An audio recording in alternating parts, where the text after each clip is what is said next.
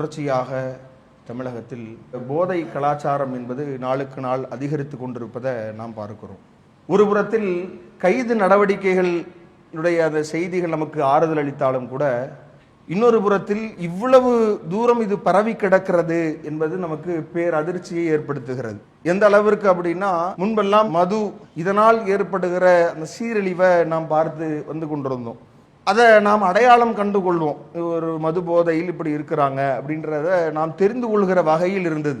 இன்றைக்கு நிலைமை என்ன அப்படின்னு பார்த்தீங்கன்னா, இப்போ சமீபத்தில் நடந்த செய்திகள் எல்லாம் நீங்கள் கொஞ்சம் கூர்ந்து கவனிக்கிற போது, பொன்னேரி அருகே 4 கிலோ கஞ்சா பறிமுதல் செய்யப்படுகிறது. திருச்சியில் 17,500 போதை மாத்திரைகள் பறிமுதல் செய்யப்படுகிறது. போதை ஊசி போட்டுக்கொண்டு இளைஞர் மரணிக்கிற நிலையில இன்றைக்கு அந்த சூழ்நிலைகள் நிலவி வருகிறது. இன்னொரு புறத்தில் விழுப்புரத்தில் ஆராவில் பகுதியில் பெட்டமைன் அப்படின்னு சொல்லப்படக்கூடிய நைஜீரியா நாட்டை சார்ந்த அந்த போதை பொருள் புழக்கத்தில் இருக்கிறது என்று அவர்களை கைது செய்திருக்கிறார்கள். அப்போ இப்படியான மது போதையில் பல்வேறு விஷயங்கள் அதனால் ஏற்படுகிற பாதிப்புகள் பிரச்சனைகளை தாண்டி இன்றைக்கு இப்பேற்பட்ட பெரும் போதைக்கான சந்தையாக தமிழகம் மாறிக்கொண்டிருக்கிற அளவிற்கு இப்படியான பல நடவடிக்கைகளை, பல்வேறு போதைப் பொருட்களை எல்லாம் புதிதாக நாம் அட்ரஸ் பண்ற அளவுக்கு, தெரிந்து கொள்கிற அளவிற்கு சூழல் மாறிக்கொண்டிருக்கிறத நாம் பார்க்கிறோம். இது போன்ற நிலையை தாண்டி இப்படி இவ்வளவு மோசமான நிலையில் இன்றைக்கு முன்னேறி கொண்டிருக்கிற போது, தமிழக அரசு ஒரு புறத்தில் கைது நடவடிக்கை ஏற்படுத்தி இருந்தாலும் கூட, அங்காங்கே செய்திகளை பார்க்கிற போது இதை தடுக்கக்கூடியவர்கள் தாக்குதலுக்கு உள்ளாக்கப்படுறாங்க. இந்த போதையின் விபரீதத்தால பல்வேறு சண்டை சச்சரவுகள், பல கொலைகள், பல கற்பழிப்பு வழக்குகள் இதனால் ஏற்படுத்தப்படுகிறது என்பதை நாம் பார்க்கிறோம். அப்ப பல இடங்கள்ல மதுபான கடைகளை மூடுகிறோம் என்று அறிவிக்கிற அரசு, இன்னொரு புறத்தில் டாஸ்மாக் கடையில 54 புதிய வகை மதுபானங்களை விற்க முடிவு, வெளி மாநிலங்கள்ல இருந்து கொண்டு வந்து அது பிரியர்களுக்கு சுப செய்தின்ற மாதிரி இப்படி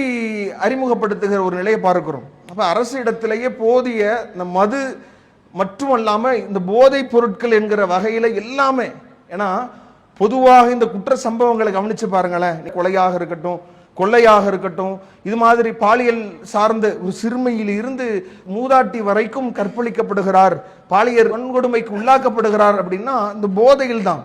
அந்த போதை சில மது போதைகளாக இருக்கிறது, கஞ்சா போதை, இது மாதிரியான பல்வேறு வகையில் பல்வேறு தீமைகளுக்கு இதுதான் அடிப்படையாக இருக்கிறத பார்க்கிறோம். பல்வேறு குற்ற செயல்களுக்கு இதுதான் ஒரு மிக முக்கியமான அடிப்படையாக. பல நோய்களுக்கும் பாருங்க, இன்னைக்கு எந்த நோய்க்கு நீங்க போய் உட்கார்ந்து மருத்துவத்திற்கு போனாலும் கூட முதன்மையான கேள்வி இது குறித்து தான் இருக்கும். நீங்க போதைப் பொருட்களை பயன்படுத்துறீங்களா என்பதைத்தான் கேள்வியாக முன்வைக்கிறார்கள். எல்லா நோய்களுக்கும் இதுதான் அடிப்படை அப்படின்னும் பொழுது, அப்ப இது குறித்த ஒரு போதிய ஒரு தெளிவில்லாத நிலையை நாம் பார்க்கிறோம். அல்லாஹ் திருமறையில சொல்லி காட்டுகிறான், யா அய்யுஹல்லதீன ஆமனு இன்னமல் ஹம்ரு வல் மைசிர் வல் அன்சாப் வல் அஜ்ஸாம் ரிஜ்ஸும் மின் அமலி ஷைத்தான்.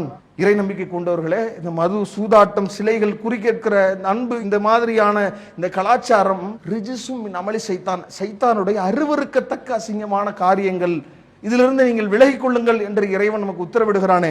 இது மாதிரி இந்த பொது அல்லாஹ்வின் தூதர் ஸல்லல்லாஹு அலைஹி வஸல்லம் அவர்கள் சொல்லி காட்டுகிற போது, குல்லு முஸ்கிரின் ஹராம், போதை தரக்கூடிய ஒவ்வொன்றுமே தடை செய்யப்பட்டது, எல்லாமே ஹராம் என்கிற நிலைப்பாட்டை அல்லாஹ்வின் தூதர் ஸல்லல்லாஹு அலைஹி வஸல்லம் அவர்கள் பகிர்ந்தப்படுத்தி அந்த மக்களை நல்வழிப்படுத்தி இருப்பதை பார்க்கிறோம். அப்ப இது மாதிரியான ஒரு முன்னெடுப்பு தான் மக்களிடத்தில் இந்த போதை கலாச்சாரம் ஒழிக்கப்படுவதற்கு, இதுல கடும் போக்கு, கடும் நடவடிக்கை எடுக்கப்படுகிற போது தான் இதிலிருந்து ஏற்படுகிற எல்லா சிக்கல்களுக்கும், பல குற்ற செயல்களுக்கும், இது மாதிரியான நடவடிக்கைகளுக்கும் ஒரு முற்றுப்புள்ளியாக அமையும் என்பதை கூறி முடிக்கிறேன். அல்ஹம்துலில்லாஹி ரப்பில் ஆலமீன்.